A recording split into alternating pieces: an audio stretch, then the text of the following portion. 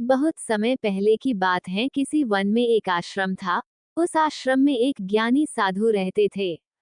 ज्ञान प्राप्ति की लालसा में दूर दूर से छात्र उनके पास आया करते थे और उनके सानिध्य में आश्रम में ही रहकर शिक्षा प्राप्त किया करते थे। आश्रम में रहकर शिक्षा प्राप्त करने वाले छात्रों में से एक छात्र बहुत आलसी था।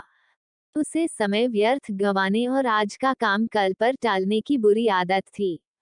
साधु को इस बात का ज्ञान था, इसलिए वे चाहते थे कि शिक्षा पूर्ण कर आश्रम से प्रस्थान करने के पूर्व वह छात्र आलस्य छोड़कर समय का महत्व समझ जाए।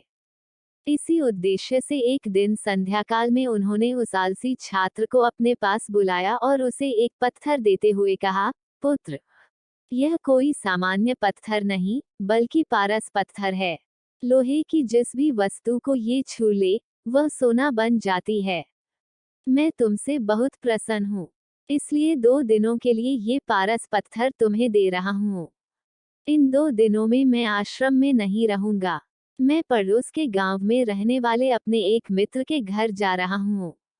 जब वापस आऊंगा, तब तुमसे ये पारस पत्थर ले लूंगा। उसके पहले जितना चाहो उतना सोना बना लो। छात्र को पारस पत्थर देकर साधु अपने मित्र के गांव चले गए। इधर छात्र अपने हाथ में पारस पत्थर देख बड़ा प्रसन्न हुआ।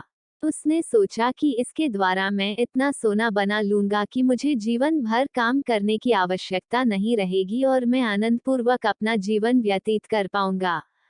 उसके पास 2 दिन थे। उसने सोचा कि अभी तो पूरे 2 दिन शेष हैं। ऐसा करता हूँ कि एक दिन आराम करता हूँ, अगला पूरा दिन सोना बनाता रहूंगा। इस तरह एक दिन उसने आराम करने में बिता दिया। जब दूसरा दिन आया, तो उसने सोचा कि आज बाजार जाकर ढेर सारा लोहा ले आऊंगा और पारस पत्थर से छूकर उसे सोना बना दूंगा। लेकिन इस काम में ज्यादा समय नहीं लगेगा, इसलिए पहले भरपेट भोजन करता हूँ, फिर सोना बनाने में जुट जाऊंगा। भरपेट भोजन करते ही उसे नींद आने लगी। ऐसे में उसने सोचा कि अभी मेरे पास शाम तक का समय है, कुछ देर सो लेता हूँ। जागने के बाद सोना बनाने का काम कर लूंगा। फिर क्या, वह गहरी नींद में सो गया। जब उसकी नींद खुली, तो सूर्य अस्त हो चुका था और 2 दिन का समय पूरा हो चुका था। साधु आश्रम लौट आए थे और उसके सामने खड़े थे। साधु ने कहा, पुत्र, सूर्यास्त के साथ ही 2 दिन पूरे हो चुके हैं। तुम मुझे वह पारस पत्थर वापस कर दो। छात्र क्या करता, आलस के कारण उसने अमूल्य समय व्यर्थ गंवा दिया था और साथ ही धन कमाने का एक सुनहरा अवसर भी। उसे अपनी गलती का एहसास हो चुका था और समय का महत्व भी समझ आ गया। वह पछताने लगा। उसने उसी क्षण निश्चय किया कि अब से वह कभी आलस नहीं करेगा।